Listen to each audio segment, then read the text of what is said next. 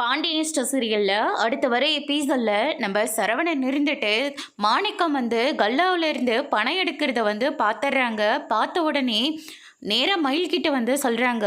மயில் என்னமோ அவங்க அப்பா தப்பே செய்யாத மாதிரி, எங்கள் அப்பாலாம் அப்படி பண்ணுற ஆள் கிடையாது அப்படின்னு சொல்லிட்டு அவங்க குடும்பம் எவ்வளோ பொய் சொன்னாலையும் எவ்வளோ திருட்டுத்தனம் பண்ணாலையும் அவங்கள விட்டு கொடுக்காமையே சரவணன் கிட்ட பேசிகிட்டு இருக்காங்க. அதுக்கு அடுத்துதான் இதுக்கு மேலே என்னால் பொறுமையாக இருக்க முடியாது, எப்படியும் நைட்டுக்கா அப்பா கணக்கு பார்க்க வரல, அப்போ உங்கள் அப்பா பணம் எடுத்த விஷயம் கணக்கில் வரும்ல, அப்போ நான் மாட்டி விட்டுருவேன் அப்படின்ற மாதிரி வந்து சொல்லிடுறாங்க. அதுக்கடுத்து தான் வந்து பார்த்தீங்கன்னா தங்கமயில் இருந்துட்டு உண்மையாகவே அப்பா பணத்தை எடுத்திருப்பாரா, பேசாமல் அவர்கிட்டே கேட்டிருப்போம் அப்படின்னு சொல்லிட்டு அவங்க அப்பாவை கூப்பிட்டு வச்சு கேட்குறாங்க. அவங்க அப்பா தயங்கிட்டு நின்றுட்டுருக்காரு. உண்மையை சொல்லுங்கப்பா, நீங்கள் பணம் எடுத்ததை அவர் பார்த்துட்டு போயிருக்காரு, மாமா கிட்ட உண்மையை சொல்லிடுவேன்னு வேற சொல்லிட்டு இருக்காரு. ஏன்ப்பா இப்படியெல்லாம் பண்ணிட்டு இருக்கீங்க, பணம் வேணும்னா என்னை கேட்க வேண்டியது தானே, நானே ஏதாவது ஒன்று சொல்லி மாமா கிட்டே இருந்து வாங்கி கொடுத்துருப்பேன்ல, நீங்களா கை வச்சு இப்போ பாருங்கள் எப்படி மாட்டிக்கிட்டீங்கன்னு.